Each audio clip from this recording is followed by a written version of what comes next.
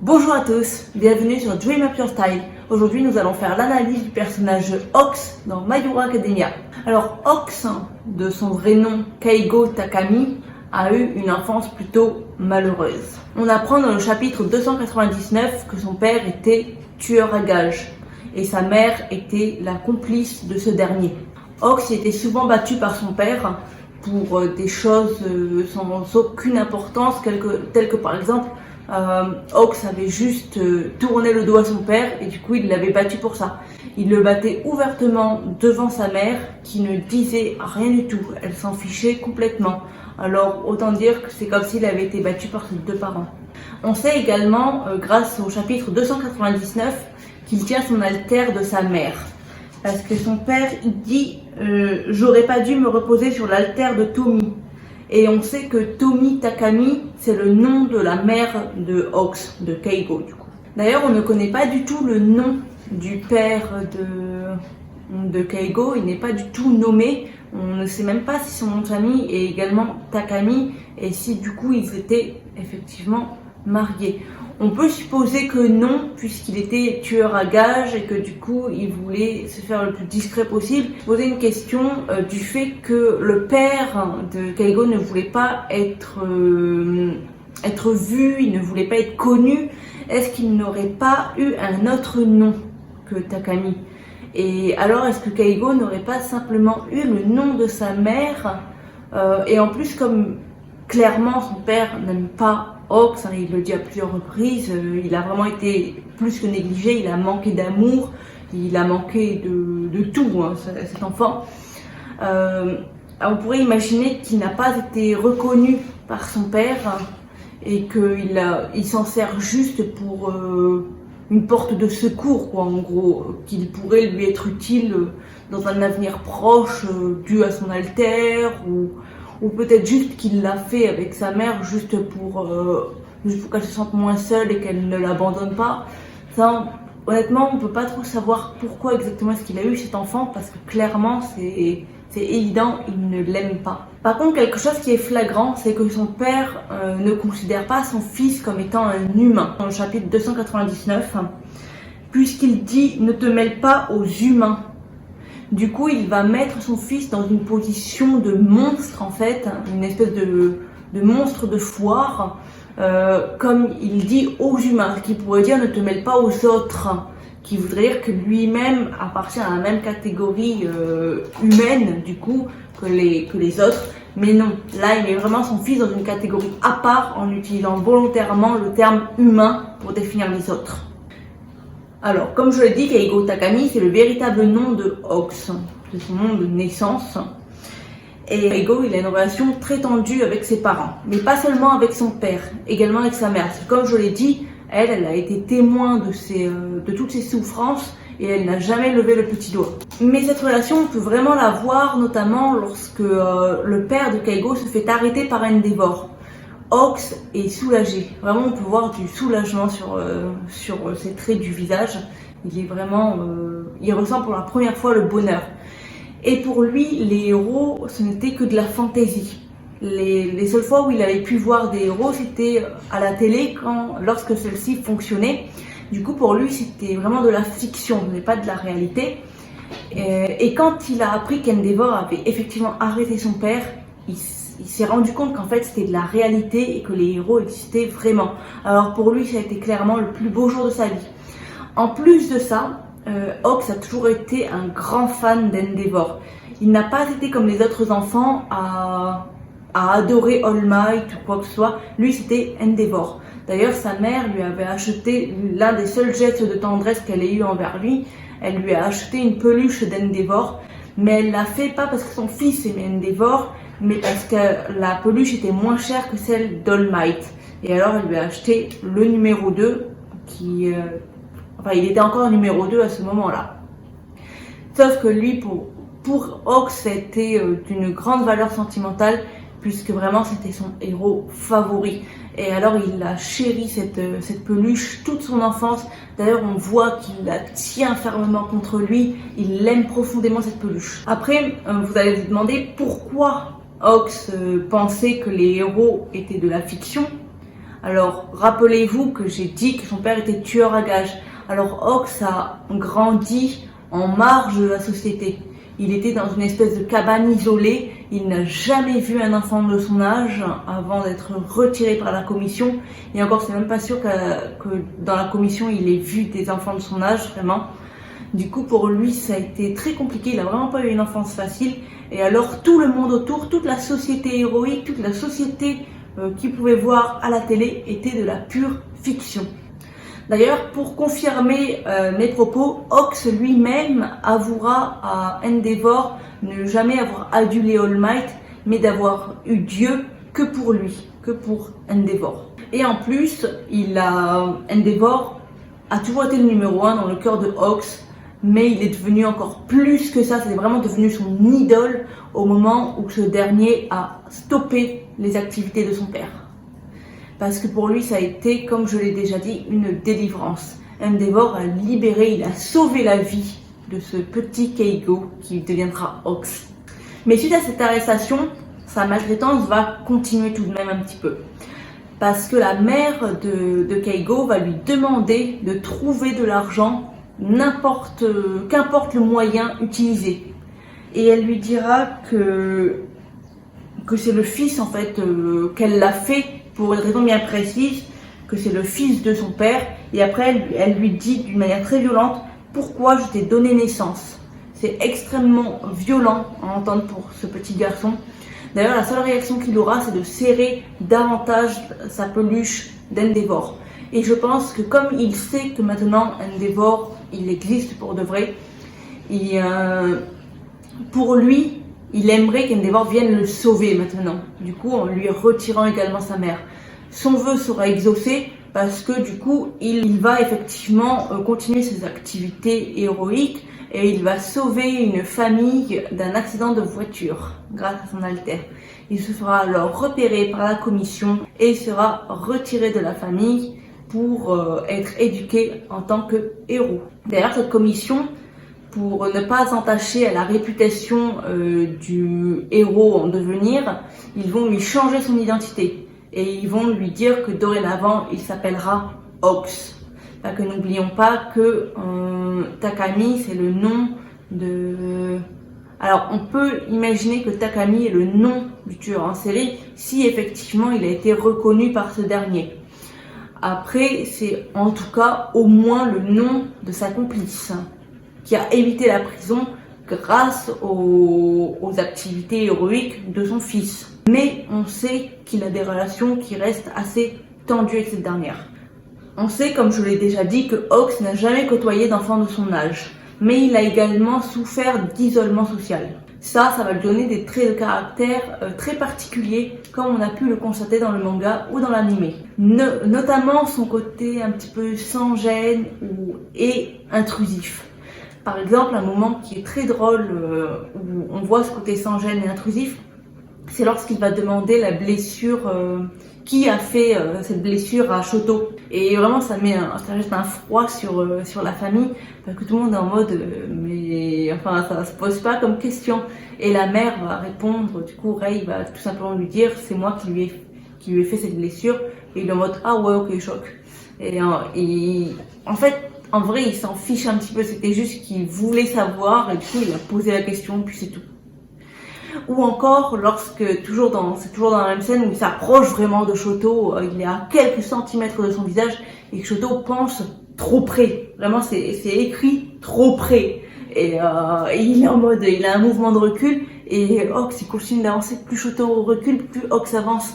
Et ça montre vraiment ce côté très intrusif et sans gêne en fait, il a ça parce qu'il n'a pas acquis tous les codes sociaux dans son enfance. Et alors, il a ce côté un petit peu intrusif qui pourrait être mal perçu par la société. Pour rebondir sur le fait qu'il n'ait pas tous les codes sociaux, on va revenir sur l'arc Hero Pro. En fait, dans le manga ou dans l'anime, on le voit clairement, il coupe la parole à Headshot sur son discours en lui disant qui ça pourrait intéresser à part Stain. Et on s'en jette un froid sur l'assemblée et là il prend le micro et il se met à faire sa tirade D'après lui, le système métrique le plus important pour pouvoir jauger du fait qu'on soit un bon héros ou pas, c'est l'approbation populaire. D'ailleurs, il va soulever ce point devant tout le monde et il va le prouver en montrant, en mettant en évidence que toutes les personnes, que tous les héros qui se sont battus à Camino ont tous gagné des points sur leur classement. Mais cela va être mal interprété, notamment par Endeavor, qui cela va vraiment l'énerver et il va juste répondre à ça, regardez-moi. Il va l'agresser dans les loges et Ox aura l'occasion du coup de s'expliquer et une amitié naîtra entre les deux, ce qui est très beau puisque Endeavor est l'idole de Ox, il l'adore et il lui a en quelque sorte sauvé la vie. Du coup c'est vraiment, je trouve que c'est un moment très significatif parce que en plus de ça, comme Ox va aider Endeavor à devenir plus sociable finalement, et il va lui aussi lui sauver en quelque sorte la vie en l'aidant à se montrer plus chaleureux et du coup ça va en quelque sorte sauver un petit peu ses relations avec notamment sa famille. Ox, il est railleur, bavard, sarcastique, ironique, jovial, insouciant et extrêmement intelligent. Il a d'innombrables autres qualités et d'innombrables autres défauts également. Mais pour moi, ceux-ci sont les principales. Pour moi, ils sont très importants parce qu'ils ont été modelés dans son enfance comme une protection en fait. L'enfant, lorsqu'il naît, c'est comme une pâte à modeler et du coup, il va se construire avec tout ce qu'il y a autour. Alors certes, il y a des caractères innés et il y a des caractères qu'il va acquérir en fonction de son éducation et de son milieu social et compagnie. Il va acquérir tout ça. Et ça, c'est vraiment des comportements acquis. En fait, l'intelligence, non, ça c'est inné, mais il va vraiment le nourrir. En fait, il a affûté son intelligence, sa ruse, grâce finalement à son père lorsqu'il essayait de le fuir, lorsqu'il partait à l'aventure et compagnie, qu'il essayait de ne pas se faire prendre, il aiguisait cette intelligence. On peut voir d'ailleurs, toujours dans le chapitre 299, qu'il se montre insolent avec son père, tout en sachant qu'il va se faire battre. Mais après, je pense qu'il a accepté de se montrer ainsi parce que c'est une manière de se rebeller et de dire à son père, je n'ai pas peur de toi. Parce que dans tous les cas, qu'il ne dise rien ou qu'il dise quelque chose, il se fera battre. Alors, il se montre insolent, c'est une manière de se protéger finalement et de se montrer acteur de la situation. C'est une manière en fait de se protéger mentalement et psychologiquement parce qu'il va se dire, si j'ai été battu, c'est parce que j'ai dit quelque chose. Ça, c'est un petit peu moins violent de se dire j'ai été battu alors que je sais pas ce que j'ai fait. Vous voyez? Et alors, je pense qu'il a créé ce trait de caractère pour se protéger finalement, mais que c'est rentré dans la case ensuite acquise et qu'il a gardé ce comportement. On peut voir qu'il est insolent, notamment lorsqu'il dit « j'avais des fourmis dans les ailes ». Il est également extrêmement bavard. On a pu voir ou entendre de ces tirades qui durent de nombreuses bulles ou de nombreuses minutes dans l'animé. Ox est extrêmement bavard. Vraiment, ça, on a pu le voir notamment avec Endeavor, qui lui ne l'est pas. Et alors, il parle pour combler le silence finalement. Et il va parler tout seul pendant de longues minutes. Et Endeavor l'écoute, mais il ne prend pas part à sa tirade, à son monologue. Cela, ça peut être un traumatisme de son enfance, plutôt solitaire. On peut imaginer que, en fait, il a appris à se parler tout seul pour combler en fait le vide autour de lui, pour combler l'absence d'autres enfants avec qui il aurait pu avoir une conversation sensée. On peut se dire qu'il a appris à se parler à lui-même, en fait, pour ne pas sombrer dans la folie. Pour échapper à la folie, on peut imaginer qu'il a en quelque sorte fui la réalité, parce que sa réalité c'était trop violent pour un enfant de son âge, c'est même trop violent pour quelqu'un de mentalement sensé. Et alors il aurait fui cette réalité en parlant et en évitant le silence au maximum. Et il aurait gardé ce réflexe puisqu'il n'a jamais puisque, comme je l'ai dit, il n'a jamais côtoyé d'enfant jusqu'à, à mon avis, son adolescence. Parce que, comme je l'ai dit préalablement, je ne pense pas qu'il y ait beaucoup d'enfants dans la commission. Et alors, je pense qu'il a gardé ce réflexe de beaucoup parler. C'est sa manière à lui de mettre de la distance, en fait, avec une situation critique. Et alors donner du sens également. Et alors, bien entendu, se protéger. Ox, c'est quelqu'un qui se fiche pas mal de ce que les gens pensent de lui. C'est d'ailleurs pour ça qu'il a tendance à parler sans filtre. Et ça va le rendre authentique et attachant. Et Ox, il demeure constamment plutôt désinvolte et détaché. Et également très nonchalant. On a pu le constater ça face à des missions extrêmement dangereuses où n'importe qui aurait pu paniquer. Et ce sont ces qualités-là qui font de lui un excellent espion. Parce que cette désinvolture et cette nonchalance, ça lui permet de conserver en permanence son sang-froid et du coup de réfléchir très vite sur des situations critiques. Ox, il a également un bon cœur et il s'est énormément attaché à Endeavor. Et Ox, c'est quelqu'un qui arrive à voir le bon côté des gens tout le temps. Il voit toujours le bon côté chez les gens et c'est d'ailleurs pour ça qu'il va rester auprès d'Endeavor et qu'il l'aimera toujours autant lorsque son passé sera exposé publiquement. Parce que pour lui, le Endeavor qui est critiqué par la presse n'existe plus. Parce que lui, il connaît le vrai Enji Todoroki et il sait que cette personne-là a effectivement existé, mais qu'elle n'existe plus dorénavant, que ça ne fait plus partie de cette réalité. Il aurait pu le juger, il aurait pu juger ce passé du fait de son passé à lui avec un père violent. Il aurait pu alors dire non, je suis désolée, moi je peux pas être ami avec quelqu'un qui a violenté sa femme et violenté ses enfants, qui les a négligés, abandonnés, moi je peux pas. Et pourtant, il arrive à se montrer très détaché face à cette situation et il ne va pas du tout juger son ami. On voit aussi cette démarche de voir toujours le bon côté des gens, notamment chez Twice. Pourtant, Twice est un antagoniste, qui a fait beaucoup de mauvais choix dans sa vie, mais Ox va tout de même le dire, c'est quelqu'un qui a profondément bon cœur, c'est quelqu'un qui est profondément bon en lui. D'ailleurs, il voudra le sauver, mais il n'aura pas d'autre choix que de le tuer. Et cela va l'affliger un petit peu tout de même, mais il ne se laissera pas atteindre par ses émotions. Ça met en lumière une autre qualité de Ox, c'est qu'il est extrêmement fidèle en amitié. Et on peut imaginer également en amour, je pense, lorsqu'il arrive à ouvrir son cœur. Malgré cette fidélité en amitié, Ox peut se montrer très féroce au combat. Et il peut surtout faire un trait sur cette fidélité lorsqu'il le faut. Lorsque vraiment ça pourrait sauver des vies. Ça, on a pu le voir avec Twice. On voit que vraiment qu'il a reconnu la bonté de cœur de Twice et que ça lui brise le cœur de devoir le tuer. Et pourtant, il le fait parce que l'alter de Twice est extrêmement dangereux.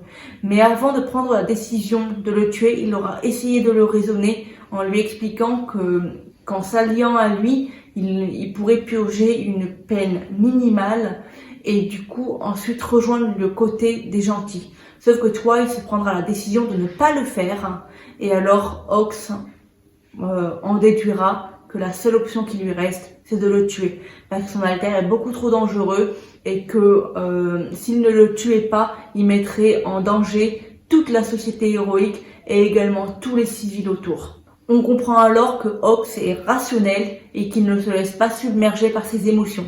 Son intelligence et sa ruse sont aussi mises en évidence lors de l'événement Hood. On peut voir qu'il a tout planifié à l'avance pour ne pas griller sa couverture avec Endeavor. Et ça, il l'a fait extrêmement rapidement. Parce que Endeavor, ne l'oublions pas, il est très intelligent. Si vous n'avez pas vu son analyse, je vous invite à aller la voir, je vous mettrai le lien dans la bio. Il est extrêmement intelligent et alors il a commencé à avoir des doutes en fait sur pourquoi Hood est venu immédiatement sur lui et pas forcément sur Ox. Et là, Ox aura réponse à tout. Il pourra lui dire exactement pourquoi et compagnie. Et pourtant, Ox est connu pour ne jamais marcher en fait. Il vole tout le temps. Et là, il aura également la réponse à ça. C'est puisqu'il était accompagné d'Endeavor. et qu'il voulait le sociabiliser davantage. Il lui a promis de l'aider dans sa démarche avec le public, d'être plus ouvert à autrui, et du coup il a marché en sa compagnie pour l'obliger à s'ouvrir et pour lui montrer comment lui serre les mains, fait des photos et compagnie.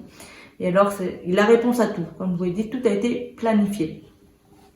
On peut donc imaginer qu'il est un tant soit peu manipulateur, puisqu'il a réussi à manipuler Endeavor dans son raisonnement pour arriver à ses fins. Alors, Hawks sait manipuler son propre corps et son propre langage. C'est également un signe de grande intelligence. Il sait vraiment poser les mots qu'il faut pour faire passer des messages.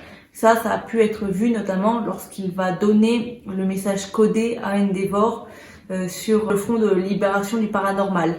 Il gère parfaitement sa gestuelle et son langage pour ne pas être pris porte-à-faux par les vilains, parce que, rappelons-le, il est surveillé par Dabi à ce moment-là, mais suffisamment pour qu'Endeavor se dise « ça, c'est pas le langage normal de Hawks, c'est pas non plus sa gestuelle habituelle, il y a un souci ».